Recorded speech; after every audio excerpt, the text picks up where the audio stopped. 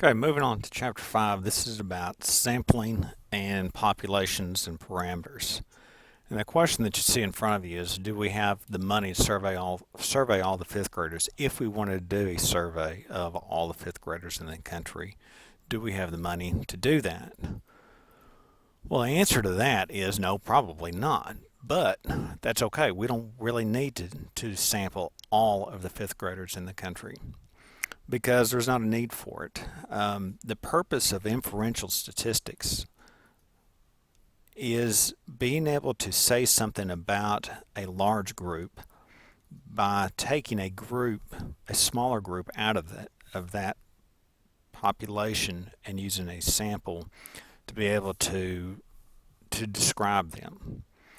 And they have to be when they have to be sure that this small sample reasonably represents the population that they are trying to describe.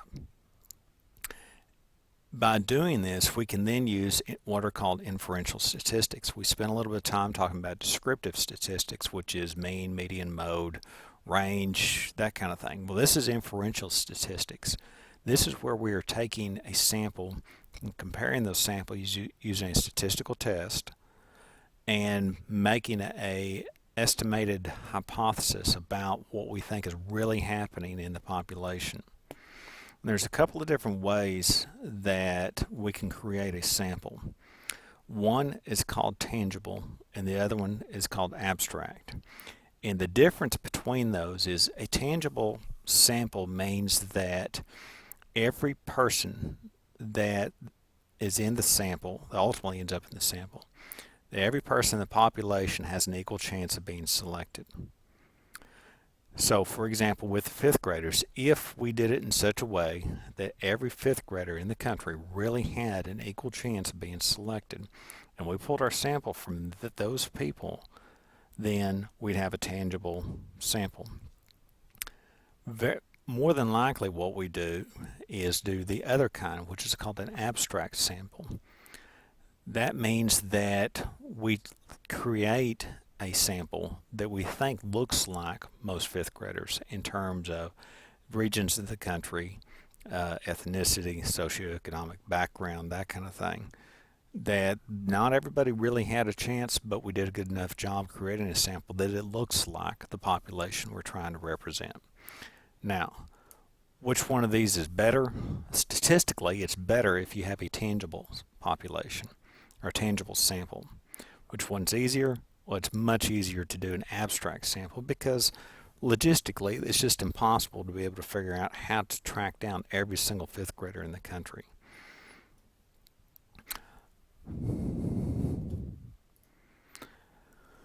The biggest difference between tangible and abstract, again, is that tangible means that every person actually has an equal chance of being selected from the population to be a part of the sample.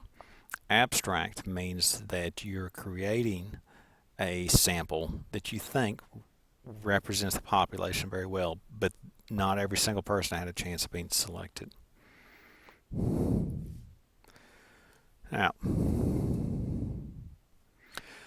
Now, the relationship between a statistic and a parameter. A statistic is a number that represents a sample. The parameter is the number that represents the population. We are taking a sample and using a statistic to estimate the parameter of a population.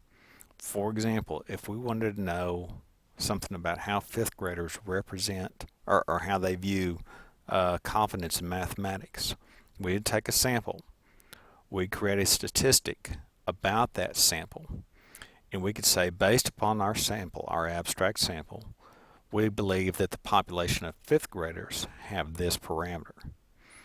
And people often ask, well, how big does a sample have to be? Well, it depends. There is a document that looks like this. And what this is the recommended sample size for a given population. There is a formula associated with this. So, for example, let's say that we have 10 people in the population we want to represent. There is 10 English teachers in a high school, and we want to know something about those English teachers in just that high school. Well, because it's such a small population, we actually have to use all of them to be able to represent that. But let's say hypothetically that we want to sample all of the English teachers in Region 9 in the North Texas area. And let's say, theoretically, I don't know if this is true, that there's 220 English teachers in Region 9. Well, I don't have to sample all of them. I only have to sample 140 of them. And that is statistically representative enough of this population that I can make some conclusions about that. And if I wanted to represent, let's say, all of the English teachers in Texas, this probably isn't true, but let's say there's 1,200 English teachers in Texas. Well, now I only have to have 291 of them in my sample to represent the population. So you can see as this grows, when I get up to 100,000 people, I don't have to have 100,000 people. I only have to have 384.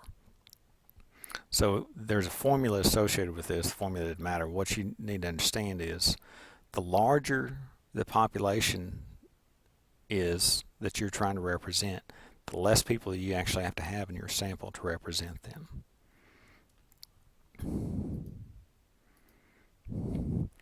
So rather than reading about how someone else has done this, there's two things I want you to consider. There's a document, and I'm going to put it in the discussion thread about probability samples. We're going to use that so that you can understand how these are created. And one of the things that you'll notice is that a probability sample can be tangible or abstract, and sometimes it doesn't have to invoke multiple sampling methods.